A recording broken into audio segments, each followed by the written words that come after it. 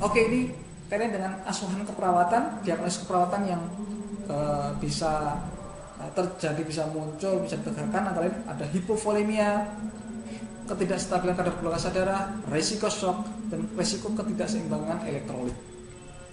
Ya. Kemudian saya akan tunjukkan dua contoh mulai dari kajian diagnosis dan intervensi, yaitu tentang hipovolemi dan ketidakstabilan kadar glukosa darah, ya saudara. Nah, untuk diagnosis hipovolemi, definisinya adalah penurunan volume cairan intravaskuler ya, dalam intra itu dalam, vaskuler dalam darah, dalam pembuluh darah, atau interstisial ya, antar sel atau intraseluler dalam sel, penurunan itu. Nah, pasien kalau mengalami hipovolemi biasanya orang merasa lemah, haus gitu ya. Objektifnya harus pemeriksaannya nadinya meningkat, karena volume dalam darah menurun, dia akan kencang nadinya, tapi kencang tapi lemas ya. Tekan darahnya menurun, turgor kulitnya turun ya. Ketika dia Anda gini kan nggak cepat kembalinya, turgor menurun karena cairannya berkurang.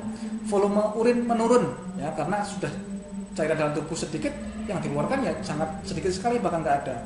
Status mental juga akan berubah karena perfusi ke persarafan akan turun juga. Nah, intervensinya apa? Di SLKI ada manajemen hipovolemi, kita bisa berikan tindakan observasi, tindakan terapeutik, edukasi maupun kolaborasi.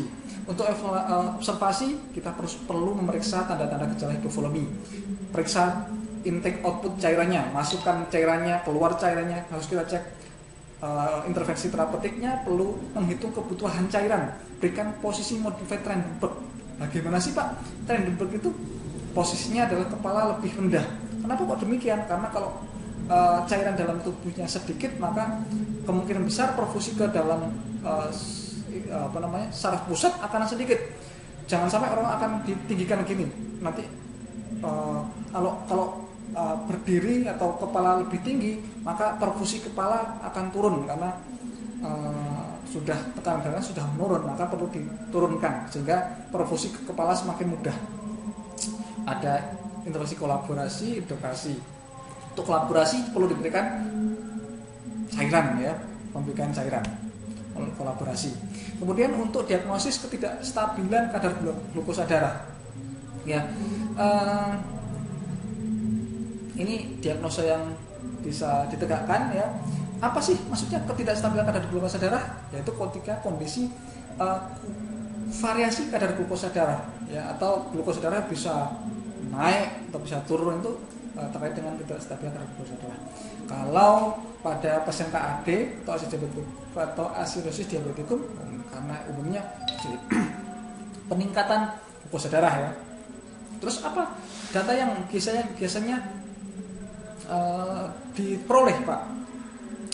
Orangnya itu bisa mengatakan lelah, lesu ya. Kalau kita lihat perutnya kering, orang itu mengatakan haus ya. Kemudian objektifnya mungkin saja kadar glukosa darah atau urin bisa meningkat ya. Kemudian urin meningkat ini ketika ketika glukosa dalam darah itu tinggi, glukosa darah itu darah dalam pembuluh darah akan cairan dalam darah kental ya, dia akan keluar urin secara banyak ya, akan merespon untuk poliuri, banyak urin. Tapi lama kelamaan justru urinnya akan sedikit, gitu kan ya? Karena apa yang dikeluarkan sudah sedikit atau terjadi hipovolemi tadi. Intervensinya apa? Intervensinya adalah identifikasi kemungkinan hiperglikemia, monitor kadar glukosanya, monitor ketonnya. Anda perlu ngecek kadar gas darahnya, elektrolitnya, tekanan darahnya. Anda juga perlu melakukan kolaborasi pemberian insulin. Jadi itu saudara, Anda perlu membaca lebih banyak lagi materi-materi yang lain sehingga Anda nanti bisa maksimal memahami materi tentang diabetic acidosis ini. Dan tentunya Anda perlu membaca materi-materi lain yang erat kaitannya dengan ketoasidosis tadi. Contohnya tentang diabetes, Anda perlu memperkaya diri informasinya, ya, pengetahuan Anda. Kemudian tadi KAD tadi, atau asid diabetikum tadi terkait dengan kadar elektrolit dalam darah, ya. Tadi ada kalium, natrium, ya, fosfat, ya, dan sebagainya. Anda perlu pahami fungsinya apa, manfaatnya apa, kalau terjadi peningkatan nanti dampaknya apa, kalau penurunan dampaknya apa, begitu. Karena kalau semua yang dibahas di sini tentu sangat panjang sekali. Oke, semoga bermanfaat, saudara. Saya akhiri, terima kasih. Assalamualaikum warahmatullahi wabarakatuh.